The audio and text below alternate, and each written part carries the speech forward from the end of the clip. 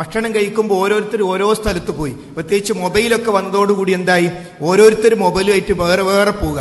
അപ്പൊ നമ്മൾ മനസ്സിലാക്കേണ്ടത്, ഭക്ഷണം കഴിക്കൽ നബി കരീം സ്വല്ലല്ലാഹു അലൈഹി വസല്ലം ഒന്നിച്ച് കഴിക്കാൻ അതിൽ ബറക്കത്തുണ്ട് എന്ന് പഠിപ്പിച്ചിട്ടുണ്ട്. എല്ലാത്തിൻ്റെയും ഹദീസ് ഉദ്ധരിച്ച സമയം കുറവായതുകൊണ്ടാണ് ഞാൻ ആ ആശയം മാത്രം പറഞ്ഞു പോകുന്നത്.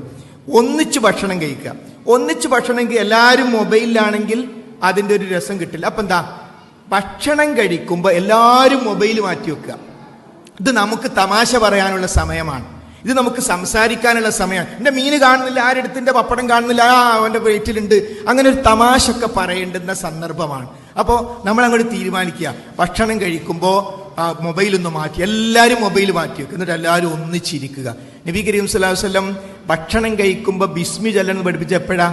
ഒന്നിച്ച് ഭക്ഷണം കഴിക്കുമ്പോൾ പേരക്കുട്ടി ഹസൻ ഹുസൈൻ റളിയല്ലാഹു അൻഹുമാ അവര് ഭക്ഷണം കഴിക്കാൻ നോക്കുകയാണ്. അപ്പൊ പറഞ്ഞു, മോനെ സെമ്മില്ലാ, ഒന്ന് മോനെ ബിസ്മില്ലാ എന്ന് പറയും, വലത് കൈ കൊണ്ട് കഴിക്ക്. ഇത് മദ്രസയാണ്, വീട്ടിലായിരുന്നു ആ മദ്രസ. അപ്പോ ആ ഒന്നിച്ച് ഭക്ഷണം കഴിക്കുമ്പോൾ ഉള്ള ഒരു സുഖമുണ്ട്, ഒരു കൂട്ടായ്മയുണ്ട്, ഒരു സന്തോഷമുണ്ട്. ആ സന്തോഷം നമ്മുടെ വീട്ടിലുണ്ടാകണം. അങ്ങനെ ഒരു മനസ്സ് തുറക്കാൻ പറ്റണം. എന്നിട്ട് ഭക്ഷണം കഴിക്കുമ്പോൾ മൊബൈലൊക്കെ കഴിച്ചിട്ട് പിന്നെ നമുക്കൊരു വിഷമം, ആരെ സംസാരിക്കാൻ പറ്റും, അങ്ങനെ വേറൊരു വിഷമം ഉണ്ടാക്കണ്ട. ഒന്നിച്ച് സന്ദർഭം കിട്ടുമ്പോൾ ഒന്നിച്ച് ഭക്ഷണം കഴിക്കുന്ന ഒരു രീതി വീടുകളിൽ ഉണ്ടാക്കുക. പല വീടുകളിലും അത് മെല്ലെ അകന്നു പോകുന്നു. അതിനെ അടുപ്പിച്ച് കൊണ്ടുവരാൻ